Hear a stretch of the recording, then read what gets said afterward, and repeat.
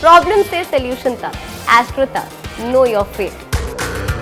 देखिए, बेलपत्र के बारे में कहा गया, त्रिदलम त्रिगुणाकारम त्रिनेत्रम च त्रियायुधम त्रिजन्मम पाप संहारम एक बिल्वम शिवार्पणम।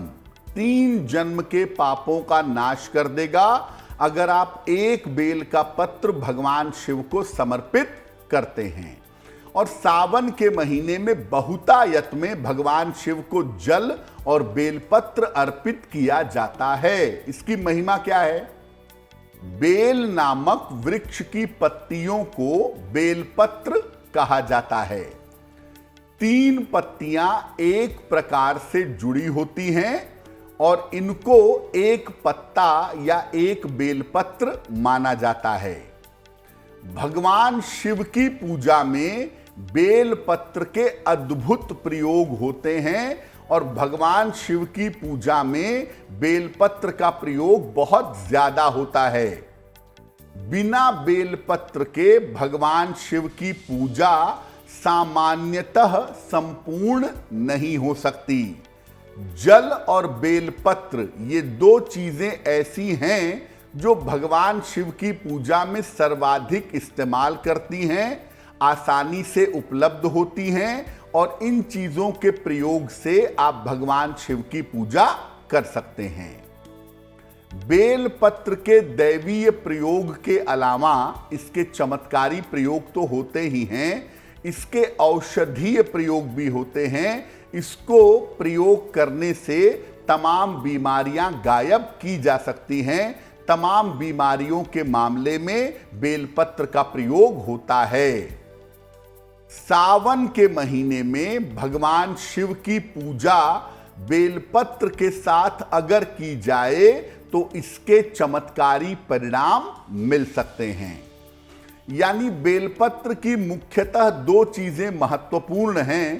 पहला ये कि ये शिव पूजन में इस्तेमाल होता है और भगवान शिव की पूजा इससे करने से जीवन की बहुत सारी कामनाएं पूरी हो सकती हैं।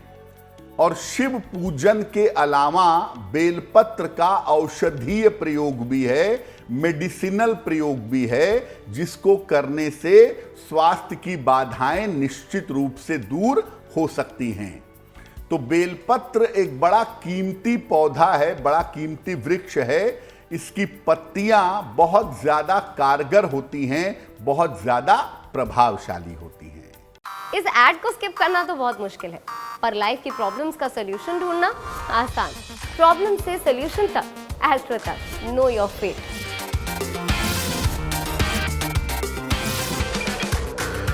देखिए, आप भगवान शिव की पूजा में बेलपत्र अर्पित करते हैं, ये बात बिल्कुल सही है, लेकिन कैसा भी बेलपत्र उनको समर्पित नहीं किया जाएगा।